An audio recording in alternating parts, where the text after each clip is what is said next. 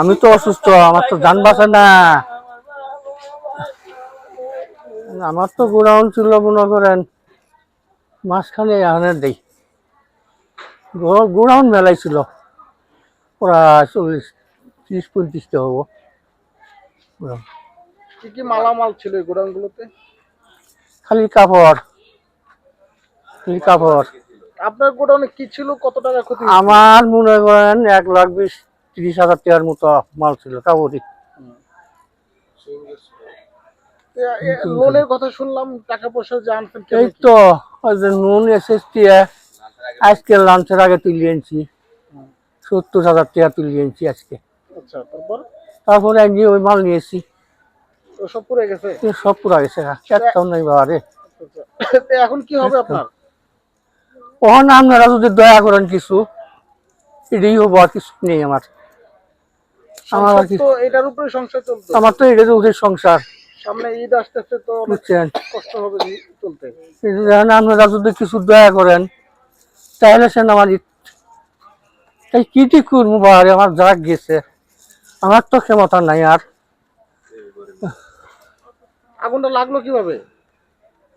রাখছে যে কিভাবে এই মনে করেন আমি সেই সময় খাওয়ার বইছিলাম, এই মিলে খালি ফটফটায় পোলার বউ এখন ফটফটা কি গো, পোলা বউ করতে আসলে কি ভাঙবেন আছে, এই ভাঙতেই 10 মিনিটের মধ্যে আগুন এসে গেছে গা। বুঝছেন, 10 মিনিটের মধ্যে আগুন আসলো, চিড়ে চিড়ি বাজাবাজি করলো, কিছু ব্যয় করে পেলাম না। ফায়ার সার্ভিস আসলো কখন? ফায়ার সার্ভিস আইসে মনে করেন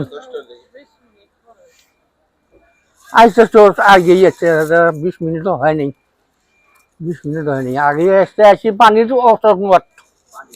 হ্যাঁ, পানির অসংকটে ভর্তি গেছে। এখানে শুনলাম যে অনেক মালামাল চুরি হয়েছে এর মাঝখানে, কিভাবে এটা? এখন আল্লাহ জানে, মাঝখানে মাল চুরি হয়েছে, কেডা কুটি গেছে, কেডা কুটি নিছে, কেমনে কমু এখন কেবি আমার জানি। আমি তো অসুস্থ হয়ে যে 15 দিন ধরে পানি টানি নামি, আমার শরীরে কিছু নাই। এই যে ক্যালটিয়ালটা খারাপ হয়েছি পানির ওষুধ টুষুধ খাইয়ে।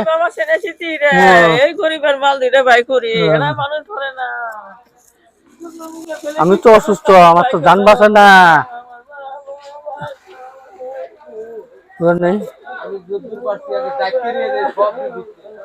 আমি পানি টানি নামি বাবু, আমার শরীরে কিছু আসিল না, মোড়া হয়েছিলাম আমি। এই যে ক্যালটি একটু খারাপ হয়েছি, কালটি একটু খারাপ হয়েছি আমি পাহাড়ে,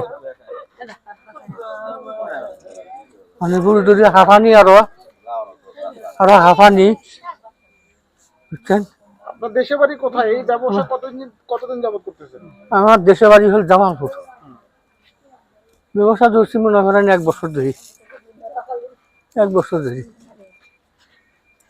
আচ্ছা, কথা বলতে অনেক কষ্ট হইতেছে। ঠিক আছে বাবা।